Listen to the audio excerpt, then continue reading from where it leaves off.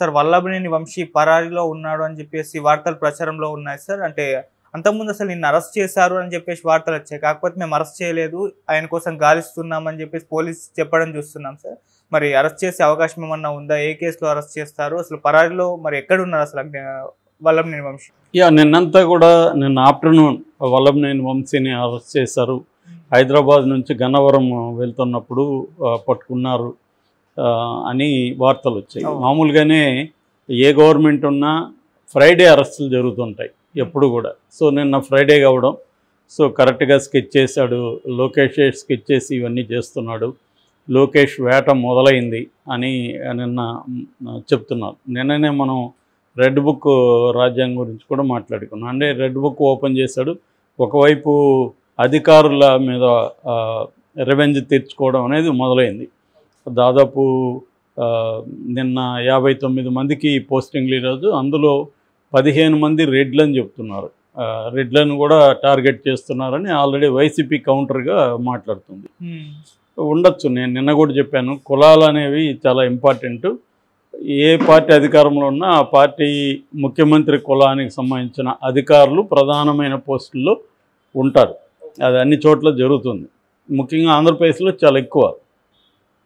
So అది ఒకవైపు అధికారులను టార్గెట్ చేస్తున్నారు, రెండో వైపు వైసీపీ నాయకుల్ని కూడా టార్గెట్ చేస్తున్నట్టు కనబడుతుంది. ముఖ్యంగా గన్నవరం సంబంధించిన తెలుగుదేశం ఆఫీస్ని 2021లో వైసీపీ కార్యకర్తలు కావచ్చు, నాయకులు కావచ్చు వెళ్ళి దాని మీద దాడి చేశారు. అప్పుడు అక్కడున్న వెహికల్స్ని తగలబెట్టారు. అప్పట్లో అది పెద్ద చర్చనీయాంశమైంది. దాన్ని తెలుగుదేశం వాళ్ళు కూడా సీరియస్గానే ఖండించారు. దాని మీద కేసు కూడా నమోదైంది. అయితే వైసీపీ వాళ్ళు ఇప్పటి వరకు, వైసీపీ ప్రభుత్వం ఎవరిని కూడా అరెస్టులు చేయడం కానీ ఏమీ చేయలేదు. ఇప్పుడు ఆ కేసులో వల్లభనేని వంశీ అక్యూజ్ నెంబర్ 71గా ఉన్నాడు, 71వ నిందితుడు. తనని ఇప్పుడు A1గా చేర్చాలనేది ప్లాన్ చేస్తున్నట్టుగా చెప్తున్నారు. అంటే ఇక్కడ కూడా మనం మామూలుగానే ఇన్వెస్టిగేటివ్ ఏజెన్సీల స్ట్రాటజీస్ అంతా కూడా ఒకే రకంగా ఉంటుంది దేశవ్యాప్తంగా. అధికార పార్టీ ఎవరిని ఇరికించాలంటే ముందు ఏం చేస్తారంటే దాంట్లో పాల్గొన్న వాళ్ళు ఆ వీడియోలు అవి చూసి అందులో వాళ్ళు తీసుకొస్తారు. తర్వాత వాళ్ళ వాంగ్మూలాలను బేస్ చేసుకుంటారు. అంటే వాంగ్మూలాలు ఏముంటాయి, మామూలుగా పోలీసులు చెప్పిందే వాళ్ళు చెప్తుంటారు.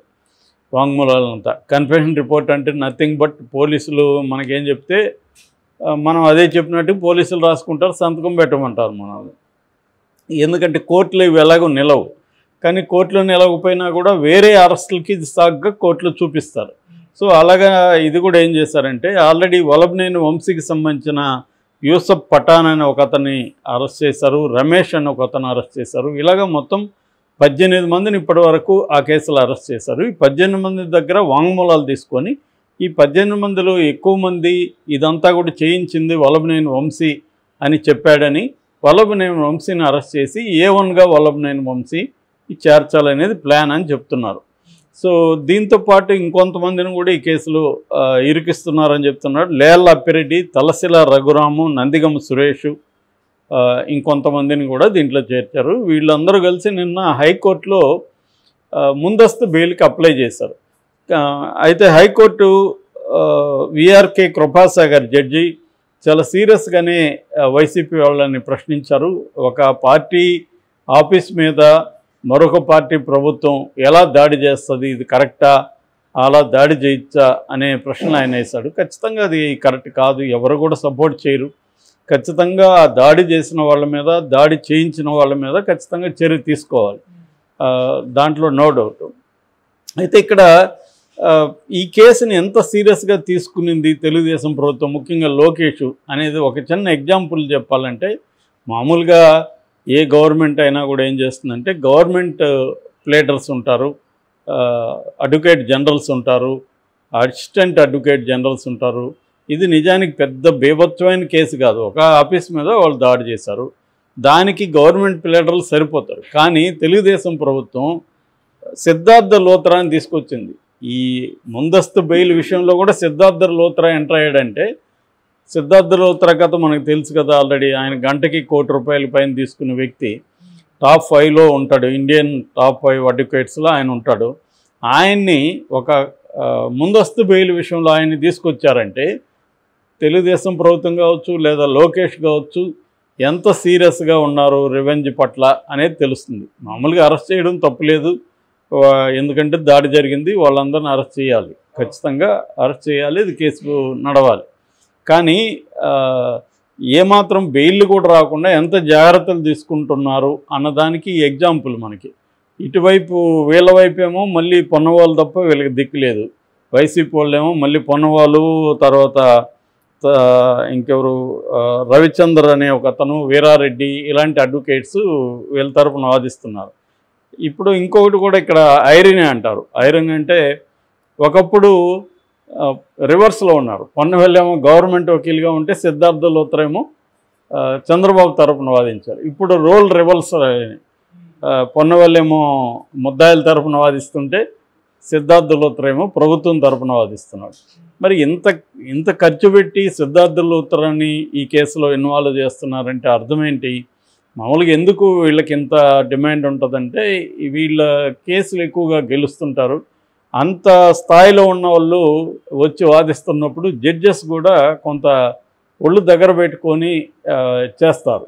ఎందుకంటే పెద్ద అడ్వకేట్లు, సుప్రీంకోర్టు అడ్వకేట్లు వచ్చి హైకోర్టులో వాదించడం అంటే ఖచ్చితంగా జడ్జెస్ కూడా కొద్దిగా ఇదే ఉంటుంది. సో అందుకని చంద్రబాబు కానీ లేకపోతే లోకేష్ కానీ ఈ కేసుని సీరియస్గా తీసుకొని వీళ్ళందరినీ లోపలేసేయాలి, బెయిల్ రాకుండా చూసుకోవాలి. వాళ్ళకి తెలుసు ఈ గేమ్ అనేది చంద్రబాబుకి గోలీలాట్ లాంటిది, కోర్టులతో ఎలా డీల్ చేయాలనేది. ఆయన కొట్టిన పిన్ అంటారే అలాగా. అందువల్ల మామూలుగా ఫ్రైడే అరెస్ట్ అంటే ముందస్తు బెయిల్కి వెళ్తారు. ముందస్తు బెయిల్ రాకుండా చేయాలంటే సిద్ధార్థ లూత్రాని తీసుకోవాలి, ముందస్తు బెయిల్ రాకుండా వాళ్ళని అరెస్ట్ చేసేయాలి, అరెస్ట్ చేసినాక బెయిల్ రానియకుండా ఎలా చూసుకోవాలి, ఈ స్కెచ్ అంతా చంద్రబాబు ప్రిపేర్ చేసుకుని రంగంలోకి దిగినట్టుగా మనకు కనబడుతుంది. కాబట్టి జగన్ అరెస్టులు చేయడం వేరు. జగన్ గతంలో కూడా ఇదే పనులు చేశాడు. వైసీపీ ప్రభుత్వం ఉన్నప్పుడు ఇటు చంద్రబాబుకు సంబంధించిన వాళ్ళందరినీ అరెస్టులు చేయడము, ఫ్రైడే లేట్ నైట్ పోయి అరెస్ట్, ఇదే స్కీమ్ అందరూ ఎవరు చేసినా ఇదే స్కీమ్లో చేస్తుంటారు.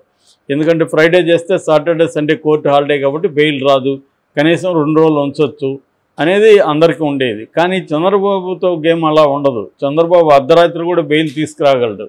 అందుకని లేదు, వాళ్ళకి ఏదో ఒక హెల్త్ ఇష్యూ చెప్పేసి హాస్పిటల్లో, ప్రైవేట్ హాస్పిటల్, అది కూడా రమేష్ హాస్పిటల్లోకి చేర్పించేవాడు. చంద్రబాబుకు ఉండే మెకానిజం వేరు, జగన్కు ఉండేది వేరు. జగన్ గవర్నమెంట్లో ఉండే చేయలేకపోయాడు చంద్రబాబుని, ఇప్పుడు ఏం చేయగలడు ఇంకా.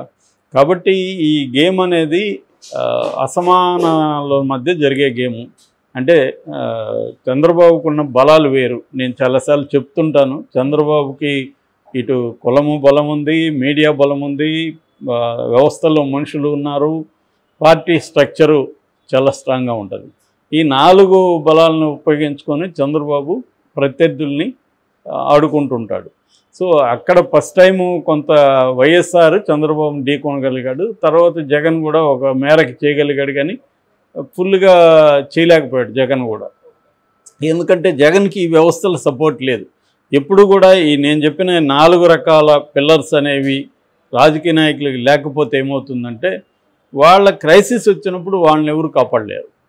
సో ఇప్పుడు జగన్ పరిస్థితి అదే. అందువల్ల ఖచ్చితంగా వీళ్ళు ఫేస్ ద మ్యూజిక్ అని ఒక సామెత ఉంటుంది ఇంగ్లీష్లో. మ్యూజిక్ని వీళ్ళు ఫేస్ చేయాల్సిందే. అందరూ జైలుకి వెళ్ళాలి, బెయిల్ అంత ఈజీగా రావు. చంద్రబాబుతో గేమ్ కాబట్టి బెయిల్ కూడా రావు. సో చంద్రబాబు అయితే బెయిల్ తెచ్చుకోగలడు, కానీ జగన్ ఆ స్థాయిలో బెయిల్ తెప్పించే పరిస్థితి లేదు. సో ఈ ప్రెజర్ అంతా తట్టుకోలేక వైసీపీలో నుంచి నాయకులు బయటకు వచ్చేయాలనేది వీళ్ళకున్న మేజర్ టార్గెట్. అంటే బేసిక్గా రెవెంజ్ స్టోరీలో టార్గెట్స్ ఎలా ఉంటాయంటే, ఒకటి గతంలో మనల్ని ఇది చేస్తారు కాబట్టి మనం చేయాలి అనేది బేసిక్ రెవెంజ్ ప్లాట్.